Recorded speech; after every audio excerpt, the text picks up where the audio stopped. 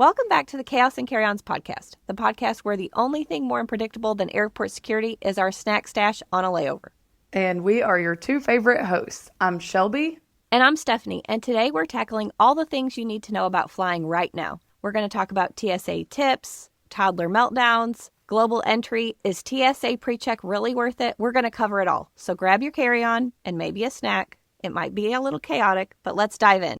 Chaos and carry-ons, let's go. Disney dreams in tow, you know. Every flight and every ride. Join the journey, come inside. Okay, so we're going to start with TSA PreCheck and global entry. Because if you've ever waited in a security line behind somebody that's sitting there unpacking their entire life from a carry-on bag, you know and feel the pain. TSA PreCheck lets you skip the long lines, keep your shoes on, and your laptop and liquids are able to stay in the bag. This was a life-changing thing that we did. After we went to Hawaii, we decided that TSA PreCheck was probably worth it for us. So sometime last year, I think it was, we paid $78 for Jordan, $78 for me. We did TSA PreCheck. We did all the paperwork online. I went to Staples in the town that I live in. They took a picture. They did my fingerprints, I think. I can't remember what all they did. It took 5 minutes. I paid there. And then within 2 weeks, I got an email saying I was approved. We did not have to do this for Taylor. I'm not sure what the age is. I think it's 12. Maybe. Is it 12, Stephanie? Do you remember? Yes, it's 12. So she doesn't have to have her own TSA PreCheck. I just add her. I mean, when she's with us, they just let her go through. I think the shoe rule has changed now where nobody has to take their shoes off regardless if you have PreCheck or not. But that is a huge deal because I am super germophobic and I hate nothing more than stepping my feet down onto airport floor where everybody before me, their crusty, dusty toes. Oh, I cannot stand it. So that was huge. Like that was worth the $78 for me. You have this for 5 years and it has paid off already. We've had it. We've flown multiple times since we've had it. Now the line is not always faster. My mom doesn't have PreCheck. And when she's traveled with us, a lot of times we come out almost the same time. But that's 3 of us with a kid and 1 of her. So I don't know, like as far as the wait times, it doesn't always play out, but not having to get out Taylor's iPad and my laptop and all that, that has made it worth it. So I highly recommend TSA PreCheck. Well, one thing that we need to add is that Shelby always picks very butt crack of dawn flights. This is true. So for me, I normally fly in the evening time. That's just, I don't know why that we always end up flying in the evening, but we do. So TSA PreCheck has more than paid for itself as far as like the not having to wait in line. When we went to Fort Lauderdale for a Disney cruise, I guess that was back in November, it was over, I guess it was Veterans Day. It probably saved us about an hour. The line was unbelievably long, and we only waited for 15 minutes. When we went to the Honolulu airport, that was before we had PreCheck, we waited for an hour, and we left at like, I think maybe 5 o'clock. That was what time our flight departed from Honolulu. So if you're like us, and you're not flying like the very first flight of the day, or the very last flight of the day, I think it does. Mm-hmm. That right there has a huge difference on what airport security is going to look like the time that you are flying. Now, I will say, you're right. We do, because we only live 30-ish minutes from the airport, most of the time, if we're able, we're choosing the very first flight of the day. And we go straight through security. But now when we went to Florida, it was July 3rd when we were flying. So everybody was flying out for the 4th. That was the most crowded I've seen the airport in a long time. And TSA PreCheck definitely was worth it in that moment. So that was a midday flight. It wasn't the first flight because Jordan worked most of the day, left early, and we went from there. So I want to say it was maybe 3 o'clock we were going through. And everybody in the regular security line was just staring over there at us because the longest that we had to stop was just for the guy to scan the ticket, the boarding pass, so we could go on through. I stopped walking for 20 seconds for that and then kept on going. So there was no line at all. So that definitely makes it worth it. Yes. So now we're going to talk about global entry, which I think is even better because it includes your TSA PreCheck, and it gets you through customs faster when you're coming back into the U.S. So this is really for international travelers. One thing that I want to say about the global entry is that if you are an adult, your kids can get global entry for free. So like Shelby was saying, with the TSA PreCheck, you have to be 12 years old. You have to get your own TSA PreCheck. With the global entry, I think you have to be under the age of 18. So with me and Derek buying global entry and then the kids getting it for free, that was actually cheaper than us all doing the TSA PreCheck because we have 3 kids. It might not be like for Shelby, who only has 1, so you would have to kind of look at that. But we are going to be taking a international trip. I don't know if we've actually said that we're taking an international trip. Have we spoiled that it's not in the U.S.? Yeah, I did. I told him it wasn't in this country. Okay, so we thought global entry would be a good idea anyways. So we just went ahead with that. It definitely was. And I want to add this in. When we did TSA PreCheck, we hadn't booked our trip that we're taking next year yet. So TSA PreCheck was great for us doing domestic flights. I don't think it's going to benefit us at all next year for that vacation. So I may do global entry before that, even though, I mean, it'll kind of be a waste. I feel like I've already paid off my TSA PreCheck. But I wasn't planning. I mean, I wanted to go international, but it wasn't like a set in stone, okay, we're doing this. So I do plan to do global entry for that because I don't want our entire group to have global entry and you guys be waiting on us for 2 hours. Let's also add that when we were talking about the TSA PreCheck, that some airports are testing new liquid screening. So you might be able to keep your liquids in your bag. I think it's up to 17 ounces, but that's not for all airports. So I would check on your specific airport that you're traveling through to see if they're allowing that. Yes. And it's 3.4 ounces, I think, is the amount that you can have in carry-on. This is one of my most asked questions probably, which is hilarious, but I have people ask this all the time. So the little trial size section at Walmart or Target, those things, all of those are airline approved. But I would love this more liquid thing to pass in all the airports. That would be amazing. It would. But I wanted to add that in. So that's not like a TSA PreCheck thing. That's just airports going in to general. be in all airports. Yeah.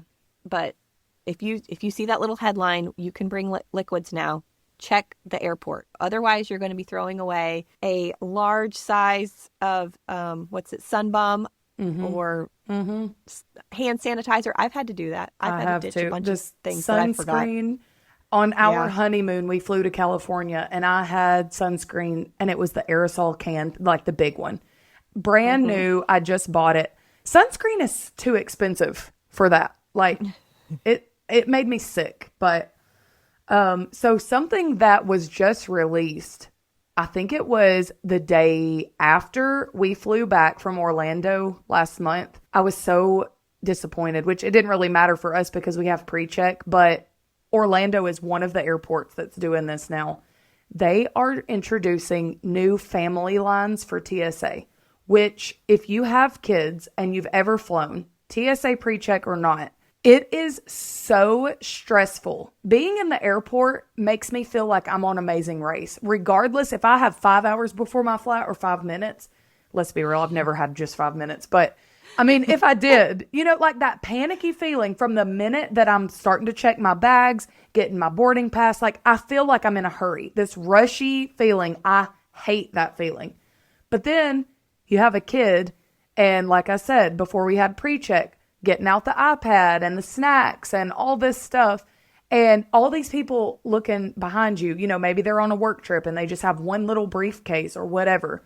And you feel like your kid, your family is slowing these people down. And some of them are shooting daggers through your head. And it's just like, it's so stressful. So they've introduced a new family line do they have a limit on how old the kids have to? Is it 12 and under? Or as long as you have a kid? From what I was reading, it's just anybody that's traveling with a family and is going to be traveling slower. Okay. So, I mean, that's like game changer for the people with families because you don't have to feel the pressure of like everybody's going slow. And then it's also beneficial for the people that are not traveling with kids, because the ones with kids are in a totally different area and you can breeze right through there if you want to. But there's only a handful of airports that are doing it right now. So that's at the time of recording. I'm not going to say that this won't be worldwide in just a minute. I mean, I don't know. But right now it's just like a trial run thing that they're doing. But that made me so excited because I know how it feels on both sides. Well, I'm going to be rushed regardless because we've talked about this many times. Shelby is the type A in her relationship and Derek is the type A in our relationship. So I have somebody that's like, get your, take your shoes off, hurry up. Okay, I told you to get all this stuff together 5 minutes ago, kids. Like, what are you doing? So Derek is that person. Shelby is that person. So she's probably saying it makes it easier for me because I'm not having to yell at Taylor and Jordan, but it makes it easier for Derek because he's the one that's yelling at all of us. Like, even Sophia says that Derek changes into like a different person once we get into the airport because he gets so aggravated at us that we're not doing it exactly like he's planned it out, I feel and told us that we need to do.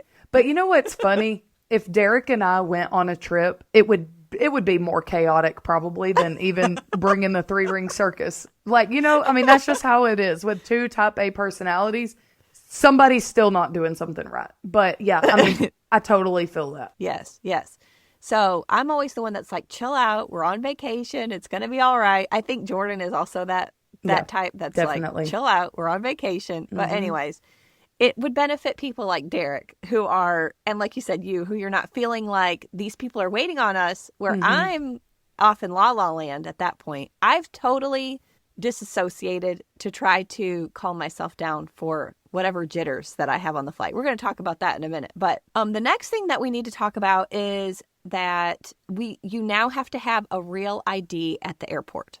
Yes. Domestic or, it doesn't matter. If you're flying in general, you have to have it. Yeah. And so that's already been implemented. It started on May the 7th. I'm sure that you have seen it. The driver's license has to have the star. If you do not have the star, then you can use a passport. That's what I'll be using because I did not want to go down there and wait with all the however many people that waited until the last minute to get the star. So I'm just going to use my passport until my license expires, and then I'll upgrade to the star. So I will also say, I know this is not everywhere because my mom was going to do it. She lives in small town USA, and they do not have appointments at her courthouse or DMV, wherever it is, that DMV, I guess, which I think the DMV is in the courthouse, but that's neither here nor there. Anyways, there's people camping out like hours before it opens to get in. Here, we have appointments, and Jordan made an appointment to get his. And he was in and out within 15 minutes. He got his real ID. We have passports, but his driver's license was going to expire anyways. So he just went ahead and did the real ID. I went ahead then and made an appointment for me. But our local DMV, we have 2 within 20 minutes from my house. And neither one of them had appointments, period. So I'm having to go like 45 minutes to a different DMV in a different city and get a real ID. And I got my appointment maybe a month ago, and it's not until the middle of September. So I'm going to go ahead and do it because my driver's license expires in February anyways. So I'm going to go ahead because, I still have the passport, but I just want to have that too. And I had heard and seen on TikTok that not everybody through TSA was really making you have the real ID. If you told them like, oh, I have an appointment, whatever, they might let you slide through. So I thought I would test this out. We were flying back. It was late at night. There was nobody going through TSA. I had my passport, but I just handed him my regular driver's license because I wanted to see what he said. And he gave me like 2 seconds. He was like, you don't have the real ID? I said, no, I have my passport. It's in my bag, but I didn't want to like dig it out. That was true, but I also just wanted to see how far I could go. And, I was testing it for science. And he was like, no, give me your passport. So I was like, okay. Obviously, it maybe just depends on the person. Maybe it was late at night and this guy's worked 12 hours already and he was done with my shenanigans. I don't know.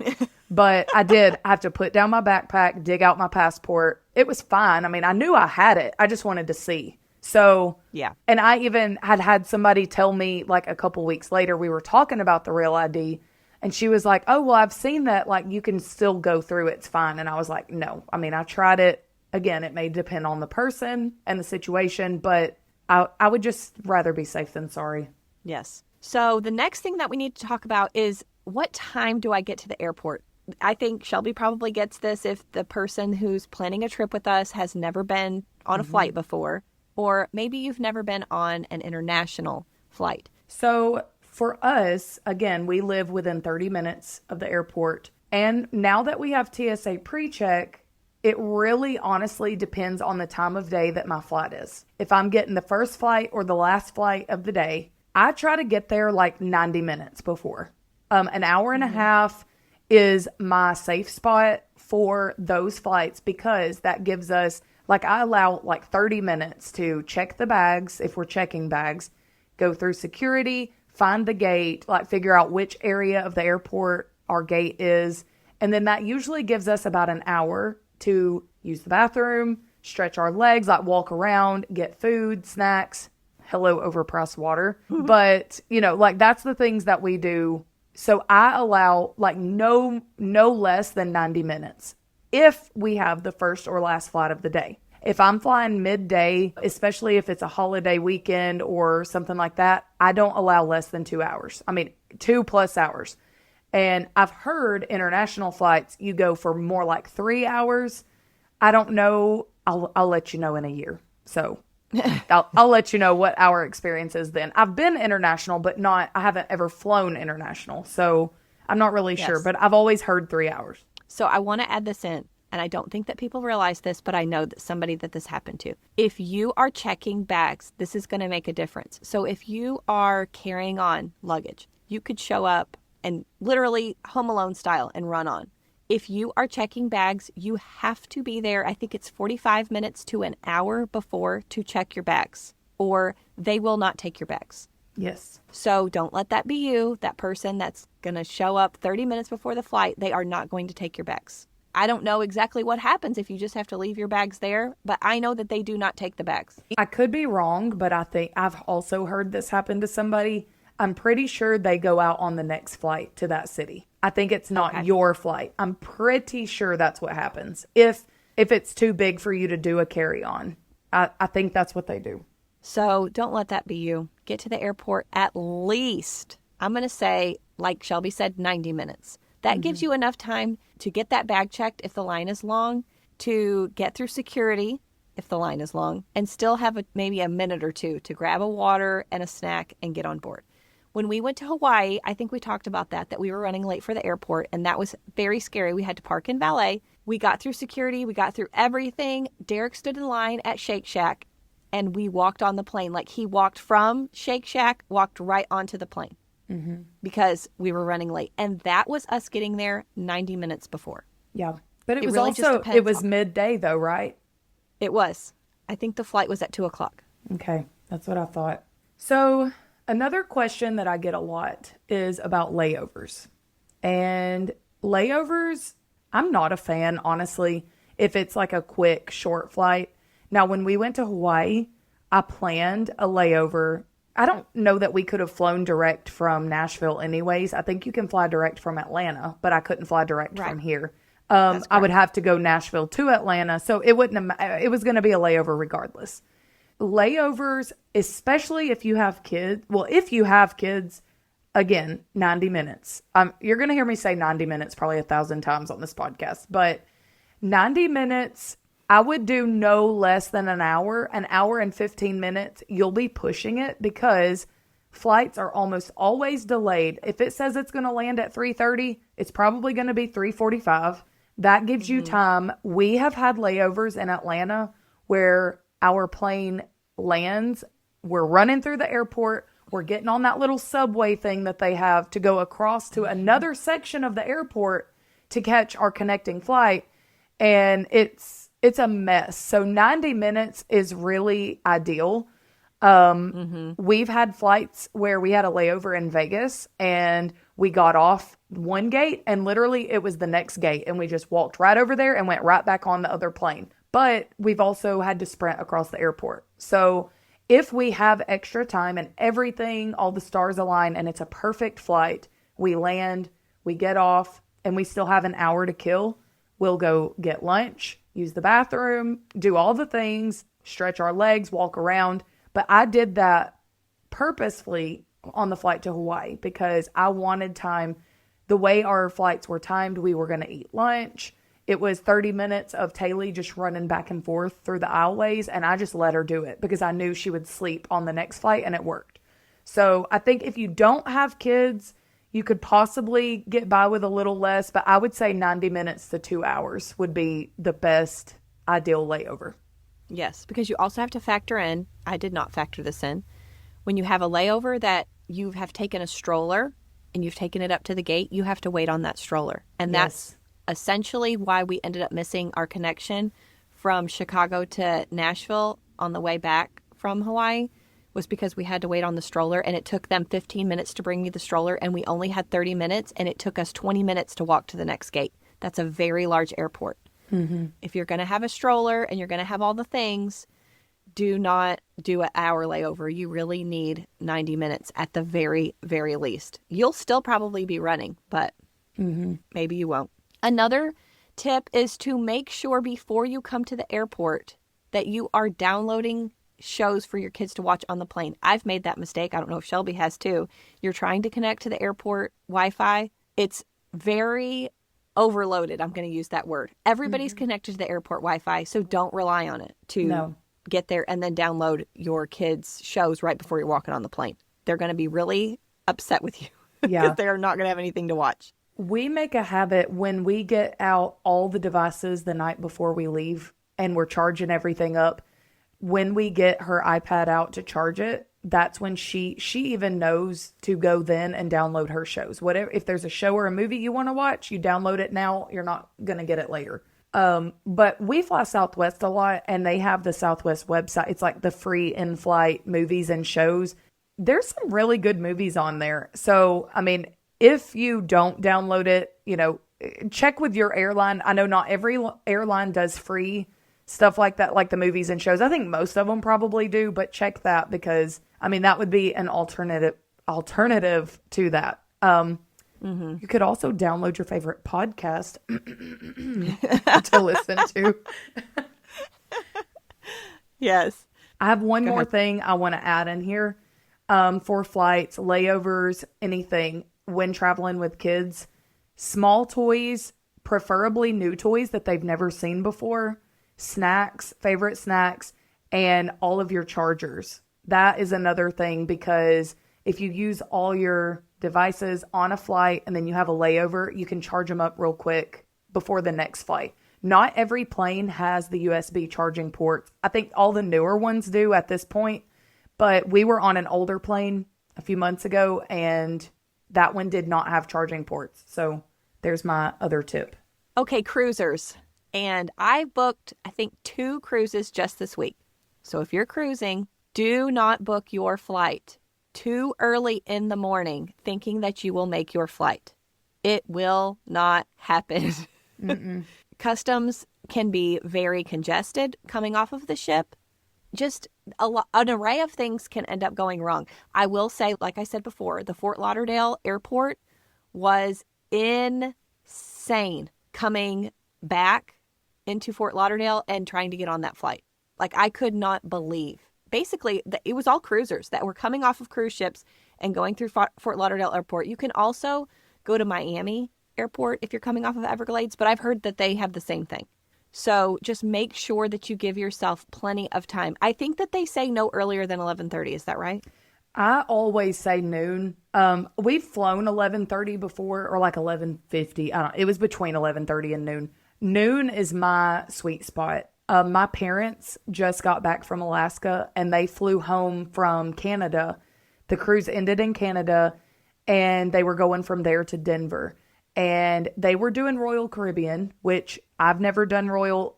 My parents have never done Royal. This was the first time. I know how Disney works, like getting off the ship in the mornings, but I had no clue what Royal, like what it looked like for them. And her flight she originally booked was like 11:10, I think. And it made me so nervous for her because We've joked before about how my mom is like, she lives in her own little world, and this was their first big kid trip without me there to guide them. I felt like I was sending my kids off to college. But so she talked with the Royal Caribbean like guest services, and they helped them to get off the cruise. Like as soon as they were cleared, they got to leave. And they made their flight with plenty of time, but you don't know that. And her being international, because she was in Canada, that is what scared me. I wasn't scared about her making the flight from 7 to 11. It scared me that she was going to have a lot of time to go through customs and all that, which it ended up working out, but that was too close for comfort for me. I say no earlier than 11:30, but the closer you can get to noon, the better, in my opinion. Okay, if travel anxiety is part of your carry-on baggage, you're not alone. I talked about it earlier, and now we're going to talk about how to help yourself. Well, let's say set yourself up for the best flying experience, especially if you've never flown before. And I'm hoping that this episode will make you feel like I can do this. It's not that scary. I always have anxiety before a flight. I don't know if you do, Shelby. I don't, but Taylor does. And so I was excited to add this part to the flight. To the episode. My brain is on a plane somewhere right now. I was excited to add this because I don't deal with flight anxiety. Well, I did when we went to Hawaii, but that was because I was going to be over the ocean for so long. But I deal with it as a mom, and my kid is nervous. So I wanted to touch on that. So I was glad that we added this part in here. Yeah. So I think we talked about in one of the episodes how that I was trying to go through calming the panic monkey the last few months. And a lot of people that struggle with anxiety, they struggle with feeling like that they're not in control. That's really what like the root of a lot of your anxiety is. So try to control what you can then. So plan ahead. Don't be panic packing. I know I do that, but don't do that, especially if this is your first flight. Pack in advance.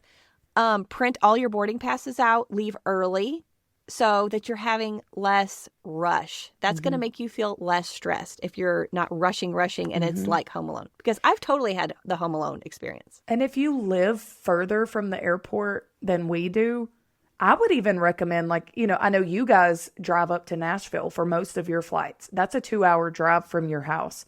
So I would recommend, if you've never flown before or it's been a long time since you've flown, it's not a bad idea to even get a hotel near the airport the night before, especially if you have an early morning flight. Now, if you have a late evening flight, you could leave early enough to allow extra time.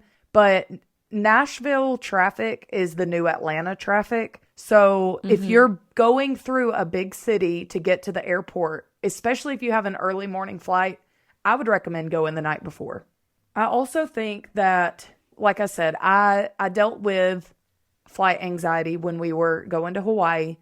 I don't know if I've ever felt that before. Maybe the first time I flew, but I was young enough that whatever, I didn't understand the reality of it, I guess. I don't know. I wasn't that scared. But when I saw on the map, the plane is like leaving, it's going over California, and you can see the map, how far California is from that island in Hawaii. And there's not a stitch of land in the middle of that. That is when I started sweating. I put Taylor by the window because I didn't want to look out and see water the entire time. So she wanted the window seat anyways. So I let her have it. And I tried to just distract myself. I already mentioned like the in-flight movies on Southwest. I didn't download movies for myself, but I have Spotify playlists. I have one that I used to own a business, and when I would work, I listened to this Spotify playlist. It's some of my favorite bands from when I was like teenager, like early teenage years.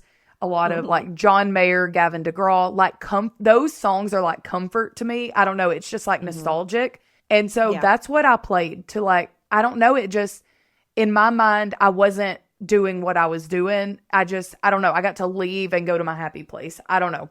It sounds stupid, but distraction was key for me. And that's also how I helped Taylor deal with her pre-flight anxiety. Once we're on the plane and we're in the air, she's totally fine. It's the taking off, the sitting in that seat for 30 minutes, waiting on everybody to board the plane. She gets very, very anxious. So that's when I pull out a new toy or snacks or whatever. The distraction is the best coping mechanism for her in that instance. So, like you said, that it's hard to sit in the seat. So one of the things that I do is I walk around before we get on the plane, because you are going to be sitting for a while, even if it's 2 hours, if it's 6 hours. So try to move. I also try to avoid having a lot of sugar. This is not for everybody, but for me, if I drink large amounts of caffeine or have a lot of sugar, then I'm feeling really jittery, and that's going to make me more anxious. So I try to have the least amount of sugar that I can. And then normally I'm like eating a candy bar when we're about to land, because I feel tired and I'm trying to wake myself up, and then I can finally like have the sugar. Derek always like calls that. He's like, here, you know, like now it's time for junk food to come out, because like I've avoided it the entire time. Yeah. The last thing that I do is I always dress comfortably. Some people dress like they're going to go out to dinner that night. That is not me. No. I dress as comfortable as I can. I normally wear layers because, like Shelby said, like you're sweating at some point if you're going to be anxious. And then I'll take like a jacket. Sometimes I even like bring socks, and like I don't wear socks, and then I'll put them on if I'm cold. Mm-hmm. The last thing that I always do is I bring a very thin blanket from home. The airlines normally do provide like some blankets. If you get cold, you can ask. But there's just something about smells for me. I think we talked about this before, that like I have a thing with smell, like how things smell, like things bring back memories. So something that smells like your house to me is like comforting when you're anxious. So I just bring like a really, really thin blanket, one that I can kind of like roll up and stick in my bag. And for whatever reason, that works for me. So that's what I would suggest. Really, like Shelby said, distraction. You'll hear a therapist call it disassociation. Mm-hmm. But like she said, trying to keep yourself busy is good. And I think that it's a lot different. If you're listening to this and you haven't flown in, let's say, like 10 years, now you can even text on flights. Yes. You can't make a call, but you can make, you know, you can text back and forth. So there is a lot of ways to distract yourself to make it seem like it's going by a lot faster than what you feel or you have in your mind that's probably going to go like once you're on the plane. Yes. And something else that I tried telling myself this when I had anxiety, but I also tell Taylor this, believe it or not, airplanes are one of the safest ways to travel. And if you have been on a road trip lately and you know how crazy traffic is, how distracted everybody is, because like 80% of the cars that you pass, somebody's got their phone in their hand, they're looking down, they're all over the road.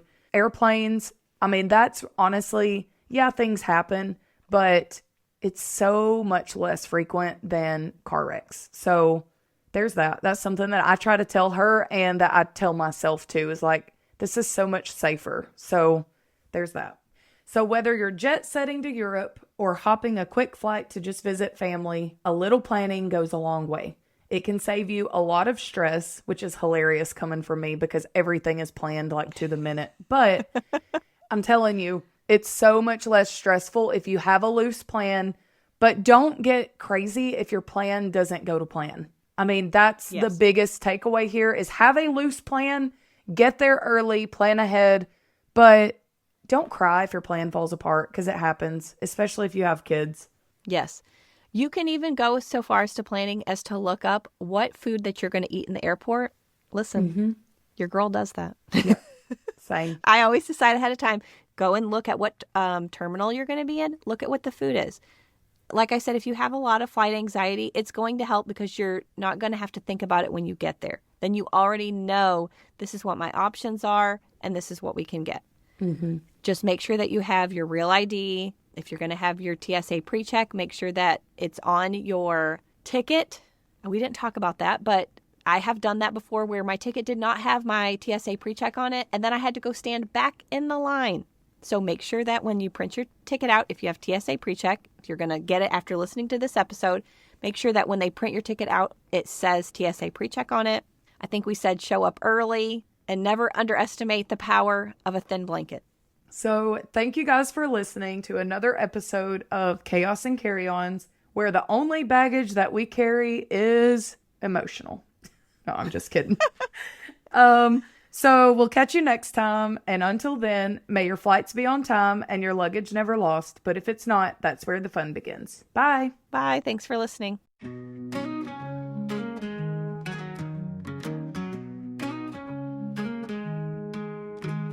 Pack your dreams, grab your bag. Adventures call, let's zig and zag. From castles tall to ocean waves, magic made for wanderers brave.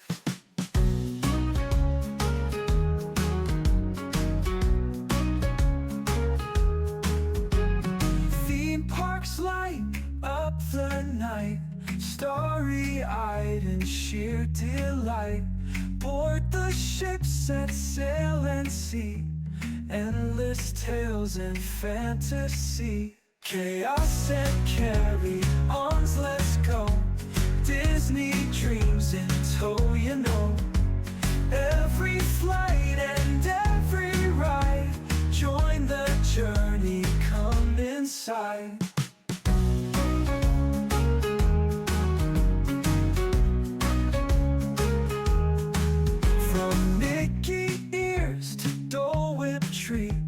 Pixie dust beneath our feet.